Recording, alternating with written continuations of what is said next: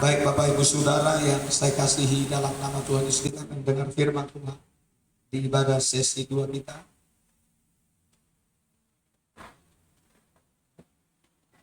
Kita baca dalam 1 Korintus pasal 13. Kita buka kitab kita. Kita diingatkan lagi kepada firman ini.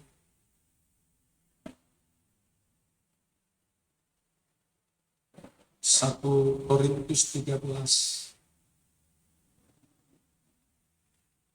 Kita baca saudara. Ayat 13 saja. Ayat 13. Kalau sudah ditemukan, mari kita baca bersama 1 Korintus pasal 13. Ayat 13. Kalau sudah ditemukan, mari kita baca bersama. 3, 2, kalau sudah ditemukan, kita bersabar sebentar. 1 Korintus 13 ayat 13. 3, 2, iya. Demikianlah tinggal ketiga hal ini, yaitu iman, pengharapan dan kasih. Dan yang paling besar di antaranya ialah kasih. Kita ulangi. Demikianlah tinggal ketiga hal ini, yaitu iman, pengharapan dan kasih. Dan yang paling besar di antaranya ialah kasih. Haleluya. Saudaraku yang saya kasihi dalam nama Tuhan Yesus. Di sini firman Allah menjelaskan buat kita bahwa selama kita di bumi ini, 3 bagian ini harus selalu tinggal di dalam diri orang percaya. Apa itu saudara? Iman, pengharapan, dan kasih. Ini harus selalu ada di hari-hari kita, saudara.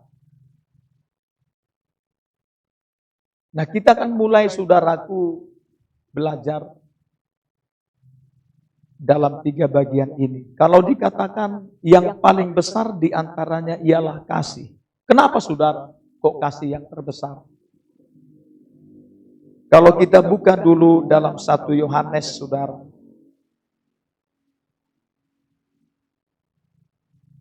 1 Yohanes 4 ayat 8. 1 Yohanes 4 ayat 8. Kita baca, kenapa kasih itu yang paling besar di antara 2 tadi? Antara iman, pengharapan, kasih, yang terbesar adalah kasih. Kita baca ayat 8, saudara. 1 Yohanes 4 ayat 8. 3, 2, ya. Barang siapa tidak mengasihi, ia tidak mengenal Allah. Sebab Allah adalah kasih. Sebab Allah adalah kasih. Makanya dia terbesar. Ya, di antara yang 3 bagian ini. Allah itu kasih. Makanya sering ada tulisan di mobil atau di misalnya kalau di rumah kita, Allah itu kasih. God is love. Allah itu kasih. Seperti itu, saudara. Nah, kita akan mempelajari 3 bagian ini selama kita di bumi. Harus ada tinggal dalam diri kita. Di surga nanti kita tidak ada lagi disebut pengharapan, ya. Di bumi ini harus tinggal itu. Yang pertama, saudara, tentang iman dulu. Iman. Apa itu iman? Kalau kita baca Roma 10 berkata, bagaimana muncul iman? Kan banyak orang, saya beriman. Tapi kita uji dulu. Roma 10 ayat yang ke-17, kita singkat-singkat saja. Roma 10 ayat 17, 3, 2, iya. Jadi iman timbul dari pendengaran dan pendengaran oleh firman Kristus. Iman itu, saudara, datang, muncul atau hadir dalam diri kita itu karena mendengar firman. Iya, mendengar firman. Kalau kita, saudara, tidak pernah mendengar firman, bagaimana kita punya iman? Tetapi tidak semua orang ya yang mendengar firman dia ada iman. Karena iman itu adalah pemberian. Kita beriman ini pemberian. Karena kalau kita baca di atasnya, ayat 16 itu, apa semua orang beriman? Tidak. Walaupun dia sudah mendengar firman. Nah makanya kita yang dengar firman ini, saya harapkan semua kita betul-betul punya iman. Iman itu apa saudara? Kan kita sudah tahu dalam Ibrani 11 ya, ayat 1. Iman adalah dasar dari segala sesuatu yang kita harapkan. Dan bukti dari segala sesuatu yang tidak kita lihat. Itu sebuah dasar yang kita harapkan. Dan juga bukan dasar saja, bukti. Dasar dan bukti saudara.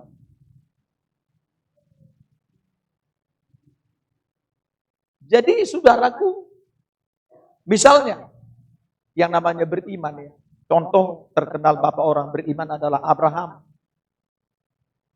Kalau kita baca saudara dalam kitab Kejadian 15. Bagaimana hari itu Abraham ketika dia hampir berputus asa. Karena umurnya sudah makin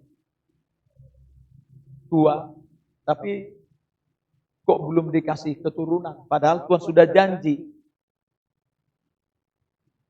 Lalu dikatakan di sana, Abraham coba hitung dulu bintang di langit. Kamu bisa menghitungnya? Tidak bisa. Tidak terhitung. Seperti itulah nanti banyaknya keturunan. Lalu apa dikatakan ayat itu lanjutan? Lalu Abraham pun percaya atau beriman. Sehingga dia dibenarkan. Jadi kita ini dibenarkan oleh Tuhan. Karena kita mempercayai apa yang dikatakan Tuhan. Contoh saudara yang kita percaya sekarang, Yesus itu Tuhan. Itu namanya saudara.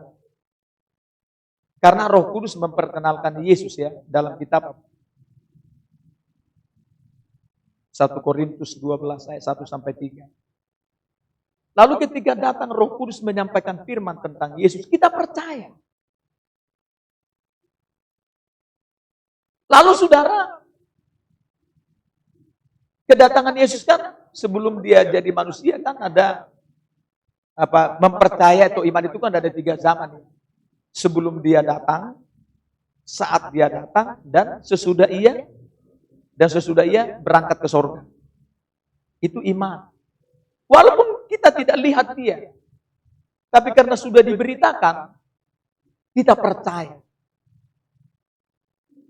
Ini saudaraku namanya kita beriman. Ini pemberian Allah yang meletakkan dalam diri kita. Kenapa kita percaya kepada Yesus?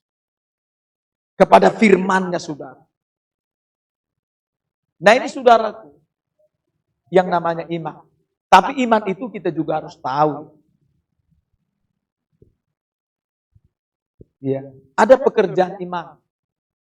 Jadi saudara, jangan kita bilang kita beriman, tapi kita nggak tahu apa itu pekerjaan iman. Pekerjaan iman kan setidaknya 3 cara ya. Sehingga kita disebut hidup oleh iman. Setiap hari kita harus hidup oleh iman. Jadi apa yang kita lakukan setiap hari harus berdasarkan karena percaya kepada firman. Contoh seperti sekarang. Kita sekarang berada di tengah-tengah.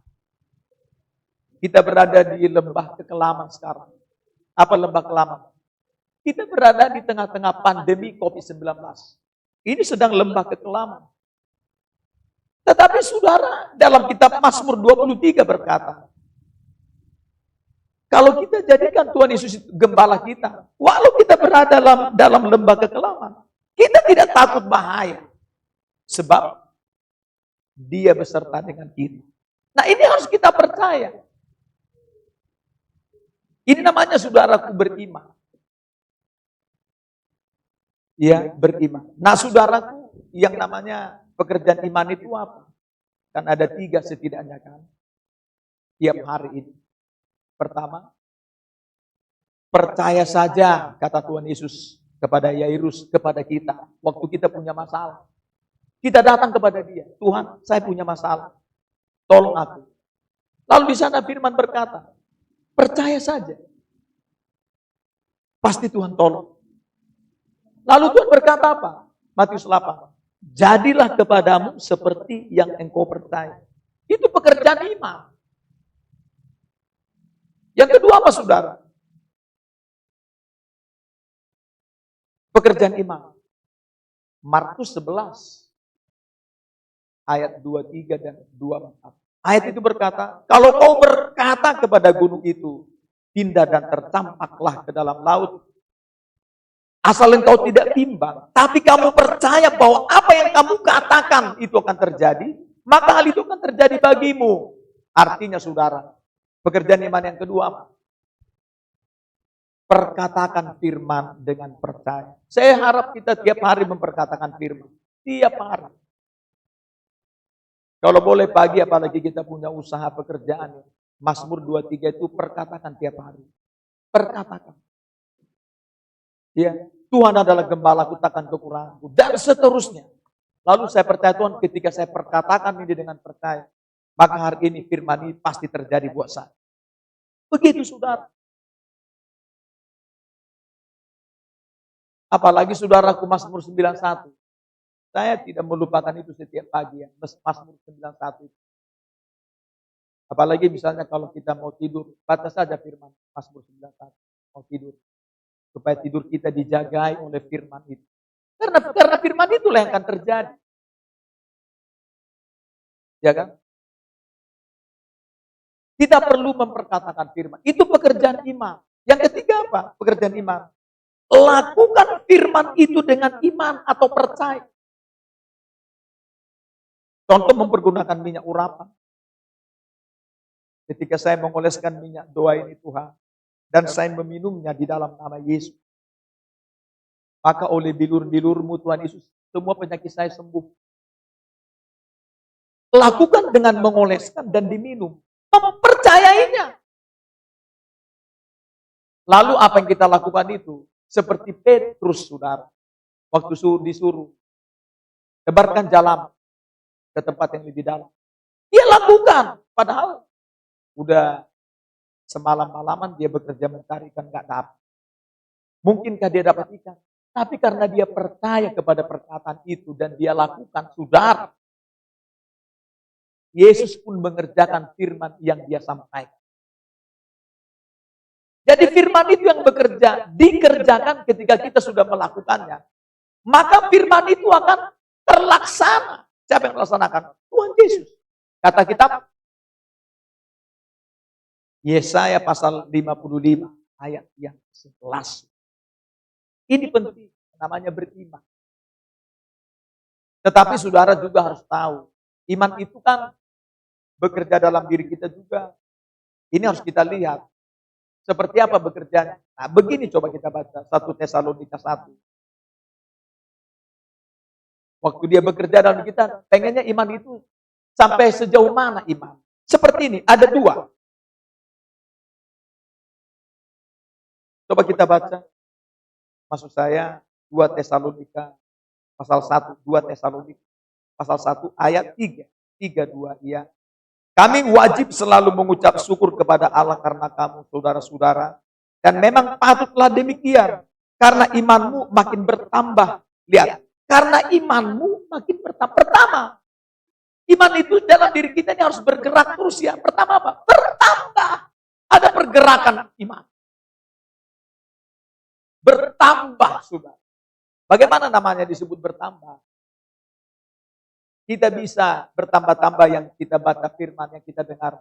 Kita bisa bertambah-tambah mengimani segala sesuatu. Bertambah.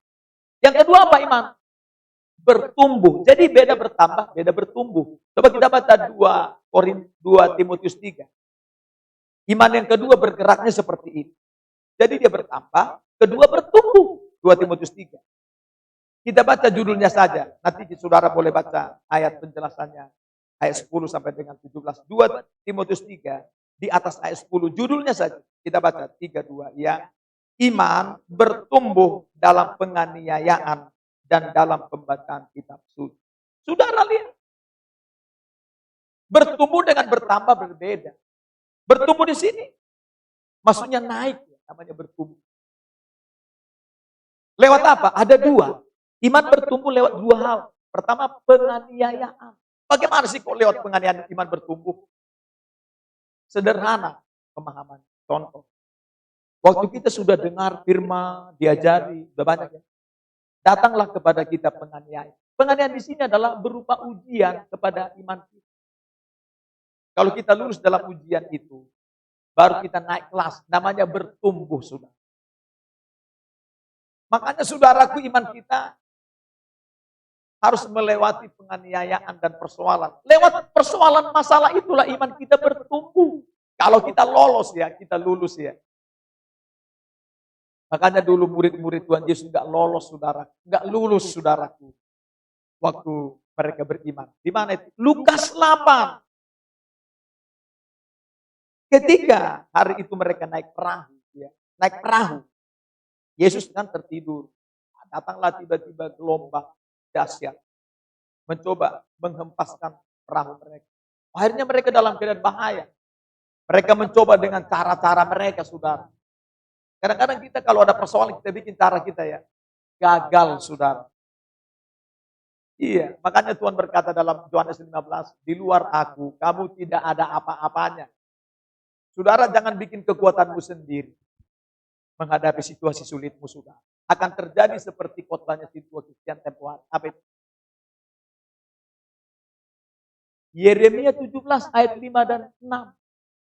Terkutuklah orang yang mengandalkan manusia dan yang mengandalkan kekuatannya sendiri. Dia tidak akan pernah mengalami keadaan baik. Andalkan Tuhan saudara, maka diberkati kita. Kata ayatnya itu, ayat yang 7 dan 8. Iya, jadi waktu itu langsung apa dikatakan? Bangunlah Tuhan Yesus. Datang Yesus berkata, di mana imanmu? Kadang-kadang waktu datang persoalan, mau naik kelas kita ini, kita nggak lulus. Bagaimana iman kita bertumbuh? Nggak lulus. Kadang-kadang ada masalah, kita langsung baik. Tuhan ini nggak senang dengan saya. Tidak. Bilang saja, Tuhan apa yang dimaksudmu mau menguji iman saya? Oke. Kalau saudara berdoa, Tuhan, saya mempercayai firman. Saya tetap lakukan 3 bagian. Jadi lakukan 3 bagian tadi. Percaya saja. Perkatakan dengan percaya kepada firman itu. Lakukan itu. Nanti saudara kan lulus. Baru naiklah saudara iman kita. Namanya bertumbuh. Saudara. Yang kedua bertumbuhnya lewat apa? Pembacaan Alkitab. Saudara mesti baca Alkitab. Baru bertumbuh. Contoh, kalau kita baca orang-orang yang punya iman di sini. Disimpulkan dalam Ibrani 11. Bagaimana orang beriman. Waduh. Salah satunya Daud lah. Ini contoh yang sangat mantap. Dalam kitab 1 Samuel pasal 17. Berkata begini. Waktu dia menghadapi Goliat. Dia berkata. Dulu. Saya kalau menggembalakan domba-domba bapak saya. Kalau datang singa dan beruang mencoba menerkam. Oleh pertolongan Tuhan, saya bisa menghabisi, membunuh singa dan beruang itu. Bayangkan dulu Daud kecil ketemu singa. Singa itu berapa kilo, saudara? Ratusan. Bukan seperti kita, paling 50, 60, 70. Kalau gemuk, 90-an. Tapi ada juga 100-an. Ya. Bayangkan melawan singa beruang. Tapi karena dia mempercayai Tuhan, Tuhan menolong dia. Karena Tuhan melakukan seperti yang kita percaya. Itulah iman. Lalu ketemulah dia dengan Goliat. Apa katanya di sana? Kalau dulu Tuhan menolong saya, mengalahkan singa dan beruang, hari ini pun Goliat pasti saya kalahkan oleh pertolongan Tuhan. Wah, itu namanya iman yang bertumbuh, saudara.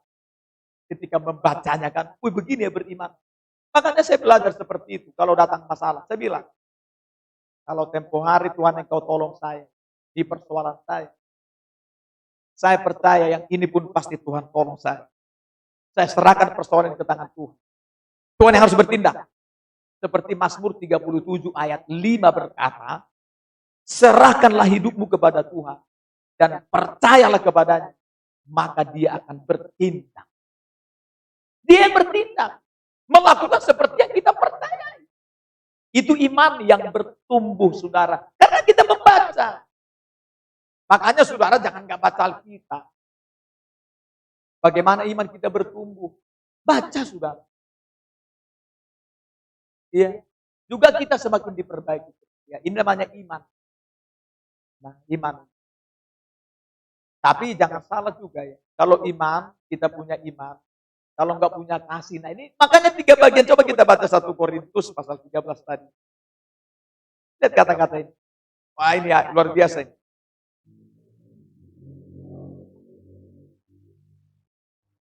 Lihat kata-kata ini.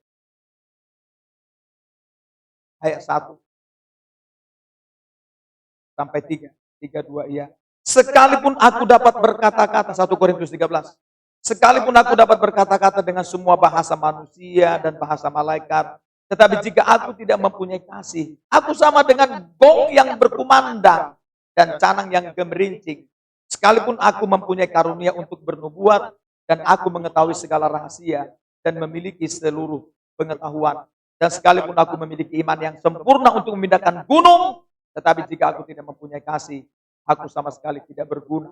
Dan sekalipun aku membagi-bagikan segala sesuatu yang ada padaku, bahkan menyerahkan tubuhku untuk dibakar, tetapi jika aku tidak mempunyai kasih, sedikit pun tidak ada faedahnya bagi dia. Saudara, walaupun kita banyak, iman kita bisa memindahkan gunung. Kayak tadi kita mendoakan di sini ada Bapak William. Kita doakan dia rebah. Tapi kalau saya nggak punya kasih dan pasien tua Kristian, itu nggak ada arti apa-apa sudah. Makanya Galatia 5 berkata, iman harus bekerja oleh kasih. Lihat kata-katanya. Galatia 5. Galatia 5 ayat yang ke-6, 3, 2, iya. Sebab bagi orang-orang yang ada di dalam Kristus Yesus, hal bersunat atau tidak bersunat tidak mempunyai sesuatu arti. Hanya iman yang bekerja oleh kasih. Nah ini saudara. Jadi iman harus tetap menggandeng kasih. Ya. Tidak boleh hanya beriman saja. Iman kalau nggak punya kasih gak apa gunanya. Tidak kate guno sudah. Iya, jangan salah ya. Jangan sampai kita salah tentang iman ini. Jadi saudara, ini namanya iman. Jadi iman kita harus bertambah dan bertumbuh. Jangan sampai tidak. Iman harus bekerja. Ini saudara tentang iman. Yang kedua apa? Pengharapan. Coba tadi 1 Korintus 13. Pengharapan. Pengharapan ini berada di tengah-tengah ya. Di antara iman dan kasih. Jadi pengharapan ini akan kuat kalau digandeng oleh iman dan kasih saudara. Diapit. Digandeng.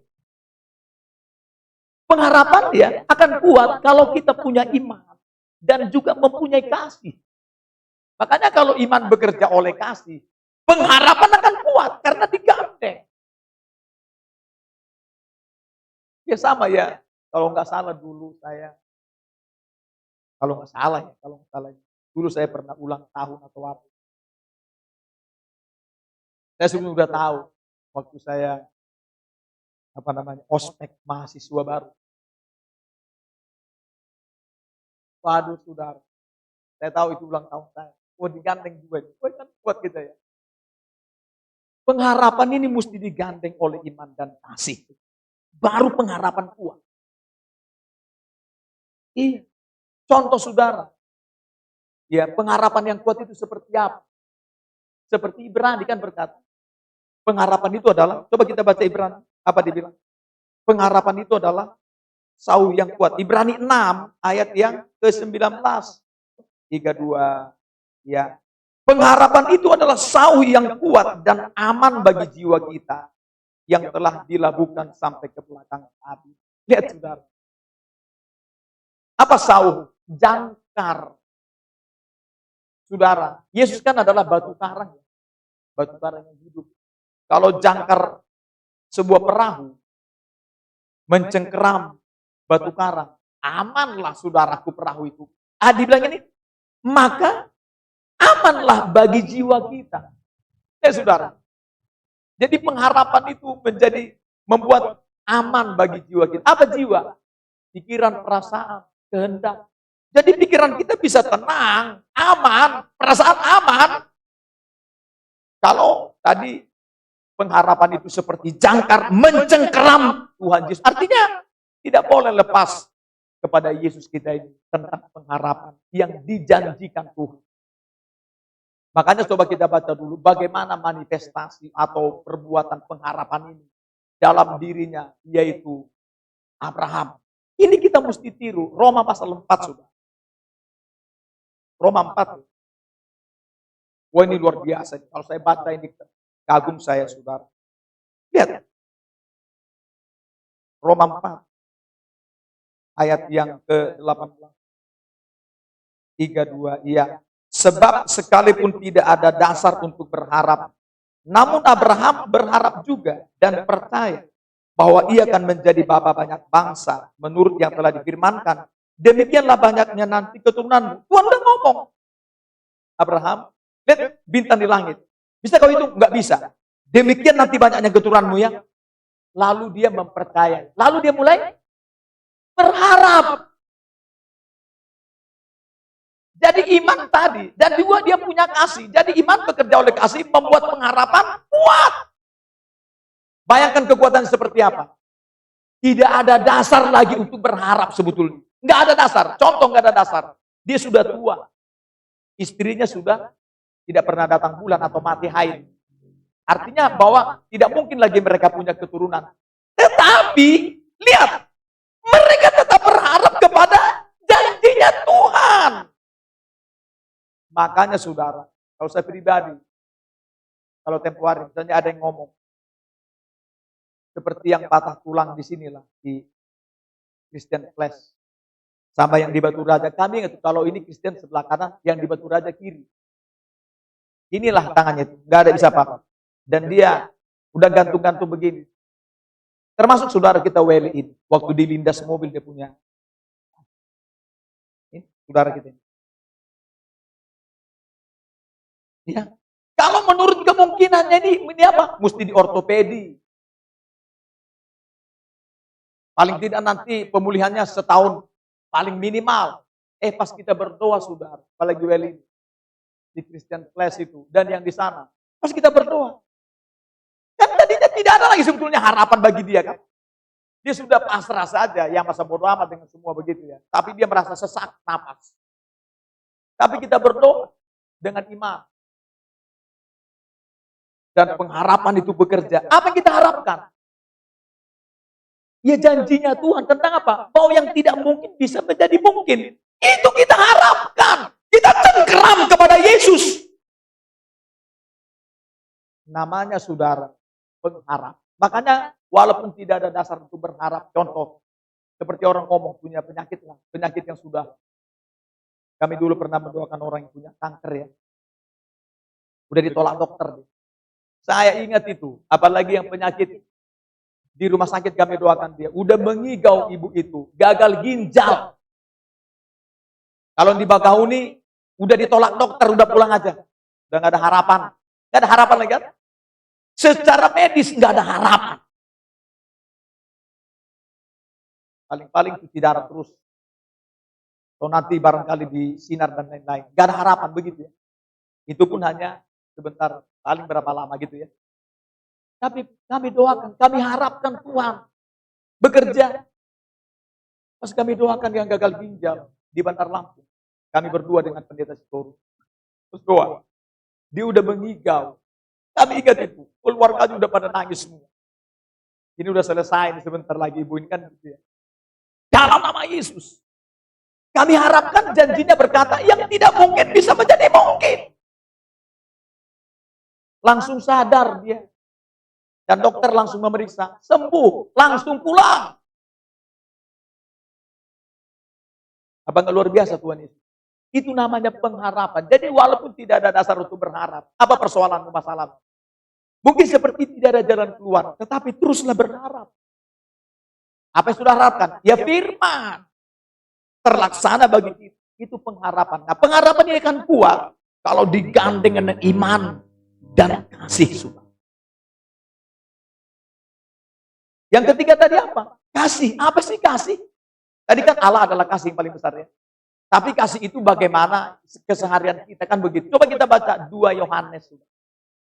Apa sih kasih? 2 Yohanes. Kita baca 2 Yohanes. Ayat, ini hanya satu pasal. Ayat 6 saja. 2 Yohanes pasal 1 ayat 6. 3, 2. Ya. Dan inilah kasih itu, yaitu bahwa kita harus hidup menurut perintahnya. Cukup. Apa kasih tadi? Hidup menurut perintahnya. Jadi jangan bilang, oh saya punya kasih. Contoh saudara, ada orang seberang mengajak kita misalnya. Atau orang Kristen sekarang, ikut-ikutan Kristen. Ada 240 hari. Ada 27 hari. Oh enggak enak lah. Tetangga, datang aja lah.